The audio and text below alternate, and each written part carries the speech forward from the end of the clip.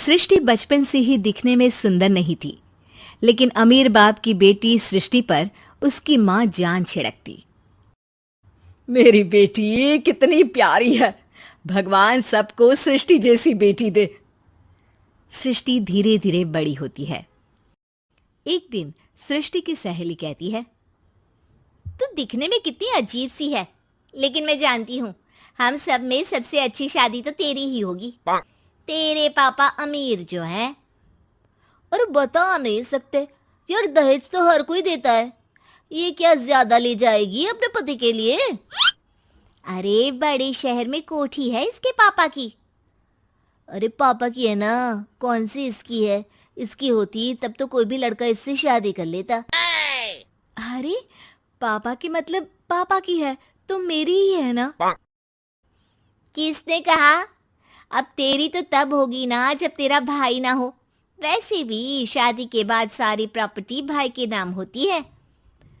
सृष्टि समझ जाती है कि उसे किसी भी हालत में माँ बाप की सारी प्रॉपर्टी को अपने नाम करना है, लेकिन कैसे? एक दिन सृष्टि का भाई शीनू कहता है, बहन क्या कर रही है? तुझसे एक बात करनी है। अरे हाँ हाँ करना, मैं तो तेरी बहन हूँ। बहन मेरी लाइफ में ना एक लड़की है, बहुत अच्छी है। मैं सोच रहा हूँ माँ और पापा से बात करूँ शादी के लिए। सृष्टि को समझ में आ जाता है कि भाई की शादी होते ही भाभी उसे एक दिन भी घर में बर्दाश्त नहीं करेगी। क्या बात है भाई, बताना कौन है वो? यार वो बहुत अच्छी लड़की है, पढ़ी लिखी है, मेरे साथ जॉब भी करती है। बस एक प्रॉब्लम है। प्रॉब्लम? क्या प्रॉब्लम है भाई? यार वो शादीशुदा है, लेकिन उसके पति ने उसे सिर्फ इसलिए छोड़ दिया क्योंकि उसके माँ बाप दहेज नहीं दे पाए। सृष्टि ये सुनकर न जाने क्यों खुश हो जाती है। अरे भाई तो क्या हुआ, लड़की तुझे तो पसंद है ना? शीनू को लगता है कि बहन उसे समझ रही है। वो इस बात से अनजान होता है कि उसकी बहन की मंशा पूरा घर हड़पने की है। सृष्टि अपनी माँ से कहती है, मम्मी मुझे तो बहुत चिंता है। पता है शीनू क्या कर रहा है? अरे क्या कर रहा है? वो तो काम पर जाता है और वापस घर आता है। नहीं ना माँ, वो यही तो नहीं कर रहा, बाकी सब कर रहा है। आपको पता है उससे प्यार है, और वो भी एक शादीशुदा लड़की से। ये क्या हो गया? मैं सोसाइटी में क्या मुंह दिखाऊंगी? अरे तेरे पापा तो यही कहेंगे कि मैंने ही उसे बिगाड़ दिया है। माँ देखो, मेरी बात मानो, पापा पर भी विश्वास करने की जरूरत नहीं है। अब आप ही बताओ, पापा इतनी देर घर के बाहर रहते हैं क्यों? बोलो। अरे बेटा वो तो नौकरी करते हैं ना। तू बहुत भोली है माँ। पापा का ऑफिस तो 7 बजे खत्म हो जाता है, लेकिन देखो कितनी देर से आते हैं। अरे नहीं नहीं बेटा, ऐसी कोई बात नहीं है। सृष्टि माँ को एक औरत से बात करते पिता की फोटो दिखाती है। देखो माँ, कैसे हैं पापा?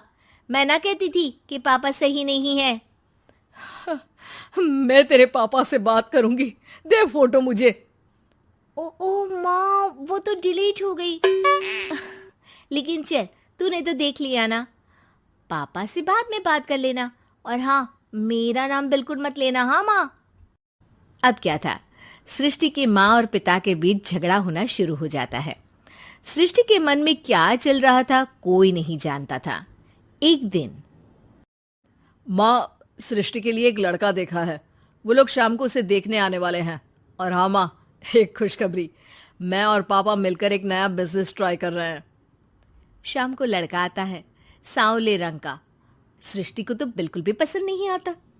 लड़की की माँ कहती है, लड़की का चेहरा तो कोई खास नहीं, लेकिन अगर मेरे बेटे को आप लोग सेटल कर दें तो मैं उसकी शादी आपकी बेटी से करवा दूं। सृष्टि को लड़का बिल्कुल पसंद नहीं था। उसे भाई पर गुस्सा आ जाता है। लड़के वालों के जाने के बाद कहती है, माँ देखा, शीनू मेरे लिए कैसा लड़का लेकर आया, न दिखाने लायक न सुनने लायक, सेटल भी नहीं, वो भी हम करे। अरे माँ, मैं जानती हूँ ये मेरी शादी किसी भी घर में क्यों करवाना चाहता है। अरे कैसी बात कर रही है बहन, तूने तो देखा ना, लड़के को मैंने ही मना कर दिया तुझसे शादी के लिए।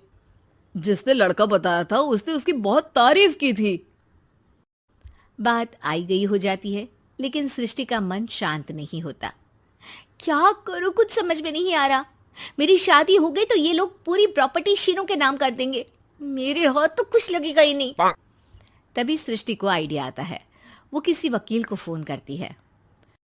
जी देखिए, अगर आपके मम्मी पापा का तलाक हो जाता है तो आपके पिता की आधी प्रॉपर्टी आपकी माँ के नाम हो जाएगी, फिर उसे वो किसी को भी दे सकती है। सृष्टि अब माँ को बेटे के खिलाफ भरती है। माँ, शीनू पर नजर रखा करो, वो जिस लड़की के प्यार में है ना वो शादीशुदा है।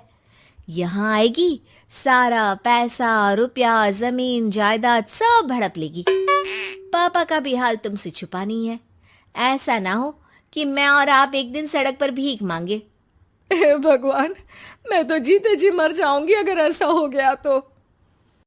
ऐसा हो गया नहीं माँ, ऐसा ही होगा। अभी समय है, आगे का सोच लो। मैं तो कहती हूँ पापा से आधी प्रॉपर्टी लेकर अलग हो जाओ।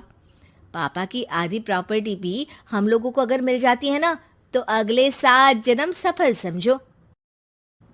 बेचारी माँ बेटी के कहने पर पति से तलाक लेकर अलग हो जाती है। सृष्टि अब पैसों से गाड़ी और अपने दूसरे महंगे शौक पूरे करने लगी। उसके दोस्त भी उसके पैसे इस्तेमाल करते। सृष्टि, कल तुम कहाँ थी? मैं सारा दिन घर पर अकेली थी। तो मैं क्या करूं? मैंने ठेका तो नहीं लिया है ना तुम्हें संभालने का। माँ को सृष्टि से ये उम्मीद नहीं थी। वो बैठकर रोने लगती है। वहीं उसका पति यानी कि सृष्टि के पिता आ जाते हैं। मैं जानता था कि तुम्हारा यही हाल होगा, तो आपने मुझे रोका क्यों नहीं? मैं रोकता तो तुम रुकती क्या? सृष्टि के कहने पर तुमने मुझ पर अपने बेटे पर शक किया, लेकिन तुम ये भूल गई कि कैसे हम दोनों ने मिलकर जीवन में इतना सब खड़ा किया। माँ पति के गले लग जाती है। मुझे माफ कर दीजिए, मैंने आपकी कमाई का एक बड़ा हिस्सा गवा दिया। कोई बात नहीं, तुम साथ हो तो मैं ऐसी 7 प्रॉपर्टी खड़ी कर दूंगा। तभी वहां सृष्टि आ जाती है रोते हुए। माँ, मयंक ने मुझे छोड़ दिया। वो बोल रहा था जब तक मेरे पास पैसे थे तब तक ही वो मेरे साथ था। पापा, माँ, मुझे माफ कर दीजिए।